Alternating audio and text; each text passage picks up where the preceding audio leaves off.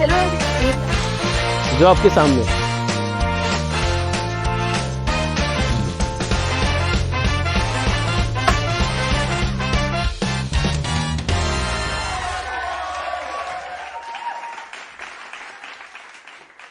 Hello everyone. So I, Tiana Arora, welcome you to our Atharva podcast. And I'm very glad to have got the opportunity to have a podcast with Mr. Himanshu Gautam. He is an assistant director as well as an actor and graduate from film school. So let's get started. So first of all, thank you very much for inviting me. I'm really excited for this.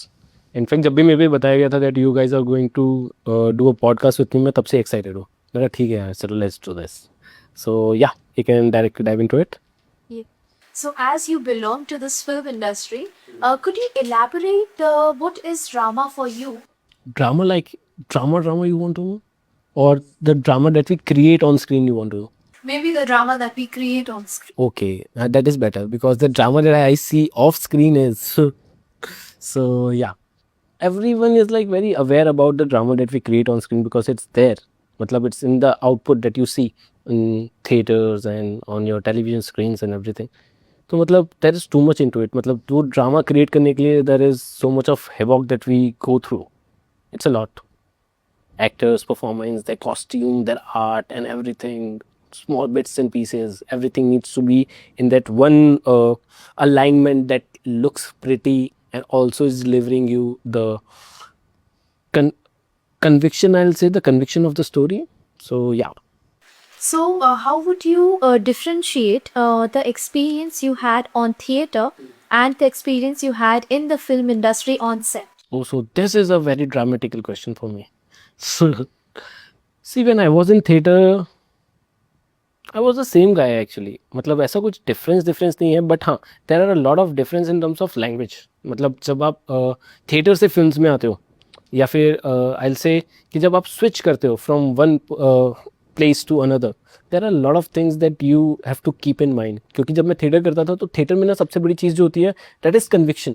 मतलब if मैं राजा हूँ, ठीक है, मैं राजस्थान का बहुत बड़े महल का राजा हूँ, मेरे अंदर काफ़ी ज़्यादा लोग काम करते हैं, पूरी मतलब तख्तो ताज है मेरे पास, उसके बाद भी मैं पता है सिर्फ एक कुर्ता और एक पजामा लेकर के खड़ा हो जाऊँगा and I will try to be a raja because of my conviction, not because of my costume and what this entire set is saying and I am looking a raja or not. नहीं, वो कन्विक्शन ही इतना बड़ा होता है ना कि ये लोग भूल ही जाते हैं कि यार ये भी लगेगा, वो भी लगेगा, ये भी लगेगा. And I really like that thing about theatre, जो फिल्म्स के अंदर नहीं है, बट फिल्म्स के अंदर also you can not compare it, क्योंकि फिल्म्स के अंदर इतनी सारी चीज़ें होती हैं that you actually have to make others believe कि ऐसा ही. अगर मैं फिल्म्स के अंदर वहीं पे राजस्थान का बहुत बड़ा राजा हूँ ना, I will have that proper what do you call a head gear और समथिंग हियर, जिसके ऊपर चीज़ें होंगी, मेरे पास पूरा तख्त व ताज होगा, मेरे पास एक अच्छा खासा सिंहासन होगा जहाँ पे मैं बैठूंगा, एक बड़ा सा सेट लगाया जाएगा, लार्जर देन लाइफ पिक्चर बनाई जाएगी. तब कहीं ना कहीं आप लोग मेरे को स्क्रीन पे देख करके रियलाइज़ करोगे और कन्विंस हो पाओगे स्ट्रांगली कि हाँ यार ये राजा लग रहा है. बट थिएटर में स्टेज पे खड़ा कर दो, लाइट करके हाँ मैं राजा हूँ बोलो, डायलॉग बोलने शुरू करती है, इट्स दैट कन्विंसिंग. तो ये तो एक मेजर डिफरेंस है ही. और दूसरा, अगर एक्टिंग के लेवल पे भी देखें ना, तो बहुत मेजर डिफरेंस ये है कि थिएटर में you have to learn a lot of lines. मतलब अगर 100 पेज की स्क्रिप्ट है तो you should remember all that 100 page का स्क्रिप्ट. तुम्हें अपने डायलॉग तो याद होने चाहिए, मुझे तुम्हारे डायलॉग भी याद होने चाहिए, क्योंकि just in case if you forget I can cue you. I have seen some place जहाँ पे लोगों ने ऑन स्टेज इम्प्रोवाइज किया है और डायलॉग्स के अंदर एंड सीन्स के अंदर, और उसके बाद भी किसी को पता नहीं चला है, जस्ट बिकॉज वो जो बॉन्ड होता है ना between two actors in theatre, it's very different. क्योंकि तुम इतनी सारी रिहर्सल्स से होकर के निकलते हो ना, that now you know the personality of the other actor, they know your personality and you just try to gel in with each other. Also when you are acting in theatre ना, काफ़ी चीज़ें तुम्हारी छुप जाती हैं, but when you are in front of a camera every small detail is visible so much ना, कि अगर मैं सिर्फ अपनी आईब्रो इतनी भी उठाऊंगा ना तो it has a meaning. I can not do it कि हाँ सिर्फ मेरा मन किया मैंने उठा दी. आप थिएटर में करके देखो, किसी को पता भी नहीं चलेगा. Also when you work in theatre, we also work in terms of projection. क्योंकि अगर आप देखोगे जो थिएटर के एक्टर्स होते हैं, they are bit louder because there's nothing wrong in it. It's just because their practice has been so. कि उन्हें लाउड रहना ही बताया जाता है, because you have to project your voice to the end of the audience. मतलब जो आखिरी line में जो आखिरी बंदा होगा ना, उसके कानों तक भी एकदम साफ आवाज़ पहुंचनी चाहिए। बट फिल्म्स के अंदर ऐसा नहीं है।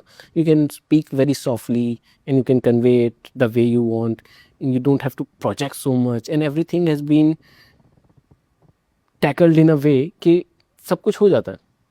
And when it comes to this is तो just for the acting bit जो मैंने आपको डिफरेंस बताया। और अगर आप देखो कि as a theatre artist apart from acting, and being in the industry apart from acting, in the film industry apart from acting, there is not much of a difference यार, to be honest। मतलब मुझे लगता है कि they both are similar only, at most point they match each other। क्योंकि सिर्फ देखा जाए तो डिफरेंस सिर्फ इतना है कि वहाँ पे ऑडियंस, थिएटर में ऑडियंस ही तुम्हारा कैमरा है, और यहाँ पे इट्स द कैमरा, उसके बाद वो प्रोसेस होकर के ऑडियंस तक पहुँचता है। So you get much more liberty here, you can correct things that have gone wrong, but in theater you cannot correct anything. If a show has gone wrong, it has gone wrong, and it's the history now. You can never change it. It is never going to happen again, and people will always remember it, unless and until it's a very small show that you have just done internally with your people, but people will remember it. But films के अंदर ऐसा नहीं होता। अगर आपने कुछ गलत बोल दिया, मैंने कुछ गलत बोल दिया, that is something that has gone wrong from my side or from anybody's side, it can always be corrected in post, it can always be, at least you have a bandwidth to correct it. But theatres में ऐसा नहीं होता। लेकिन अगर through out language देखी जाए तो it's the same. Theatre में भी एक डायरेक्टर होता है who wants to convey his story, film में भी एक डायरेक्टर होता है who wants to convey his story. उसमें भी एक्टर्स, इसमें भी एक्टर्स, उसमें भी सेटअप, इसमें भी सेटअप, सब कुछ मतलब ऑलमोस्ट सेम जोन पे होता है। The scale might differ. कुछ अगर आप ब्रॉडवे थिएटर देखोगे तो उनका स्केल तो मतलब इतना बड़ा होता है that the budgets are bigger than our films. And अगर आप वहीं पे देखोगे कि नॉर्मल थिएटर को अगर आप कंपेयर करोगे तो not even close to what film budget is. मतलब it's a vast difference, and इसकी वजह से काफ़ी सारी चीज़ें भी चेंज हो जाती है। Also the technicalities are lot of technicalities are involved in making film, but when it comes to theater there are not technicalities as such, but more of a conviction, more of a you will say कि इतना चाहत होती है जो मतलब theatre वालों में मैंने देखी है, जो होती है जिसकी वजह से वो करते हैं जो वो करते हैं। क्योंकि अगर आप देखो कंपैरिजन तो they are not also getting paid a very hefty amount for doing what they are doing compared to if you are comparing it with films। but films के अंदर everybody is actually getting decently paid। मतलब at most of the time, कभी कभी हो जाता है that we also don't get, you know, but yeah in most of the cases. So एक वो चीज़ तो है ही, and also so many technical departments, जैसे मैंने बोला you can always correct it because so much of money is riding on to या through editing also. And there are, it's not just editing. अब जैसे मैंने आपको बताया कि चालू टेक में if we have gone wrong, so what we can do is we can just cut it here and we can retake and then we can correct it. Okay, sir. So, can you elaborate on your journey from childhood and what are the memories that are etched in your mind? ऐसी कौन सी यादगार चीज़ें हैं which you would like to share with us? what I'm able to recall from my childhood is एक दिन मेरी life में आया जिसने लाइफ ही बदल दी। That was some play that I was doing for this Hindi की कोई एक कहानी थी that my Hindi teacher was doing. So she said कि यार एक प्ले करेंगे और इसमें आप ये कैरेक्टर करोगे, आप ये कैरेक्टर करोगे, ऐसे कुछ 6-7 कैरेक्टर्स उन्होंने बताए and we'll just present the story. मैंने कहा ठीक है यार ये बढ़िया है, ये अच्छा है मतलब। और मैं हमेशा से खेल कूद वाला बच्चा था। मैंने कहा ठीक है, I bunk the classes because of this. मैं बंक करता था, मैं जाता था, फुल प्रैक्टिस वगैरह सब कुछ चल रहा है। और सडनली वो दिन आया जिस दिन वो प्ले होना था।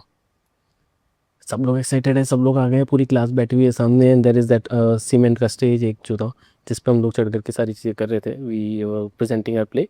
और जैसे ही मेरा पार्ट है ना, I was standing there in the wing, तब तक मैं सब कुछ सही था। जैसे ही मैं स्टेज पे कदम रखा ना और I went to that spot point जहाँ पे मुझे खड़े होकर के डायलॉग बोलना था,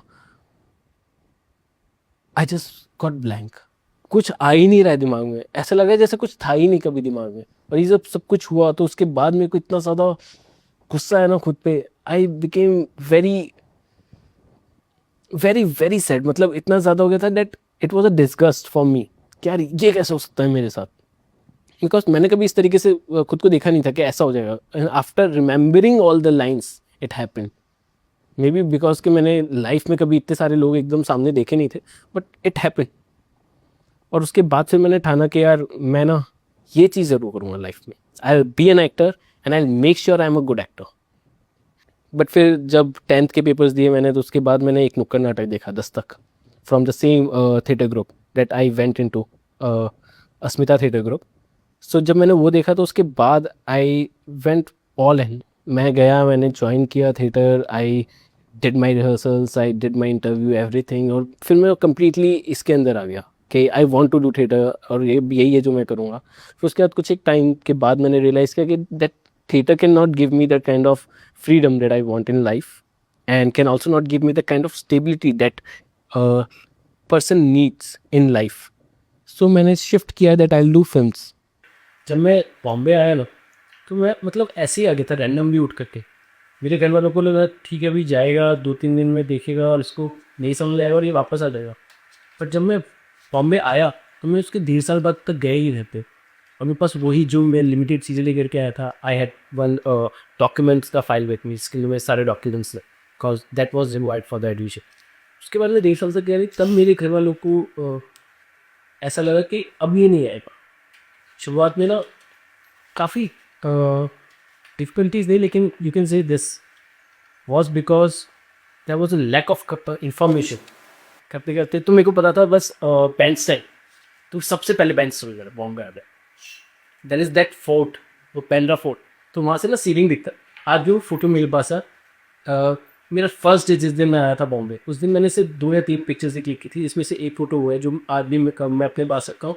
कि उस फोटो को देख करके ना मैं हमेशा टाइम में पीछे चला जाता हूँ। आज ही मैं खुद को पता है इस चीज़ के लिए क्वेश्चन करता हूँ that what my purpose is. मेरा सबसे बड़ा सवाल खुद से यही है कि what my purpose is, that one thing is जिसके लिए यार तू कुछ भी करने दिए तैयार, that one thing.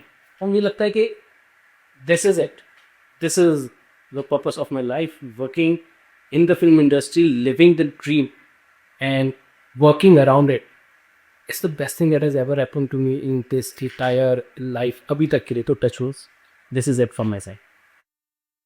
Yes, sir, your journey is truly inspiring. And that is why I guess this Mumbai city is known as the city of dreams. Actually, it is the city of dreams. Thank you so much, sir. Thank you very much again for having me. Yes, sir. So we will wrap up this podcast today, and let's meet in the next podcast. See you all. Please stay tuned.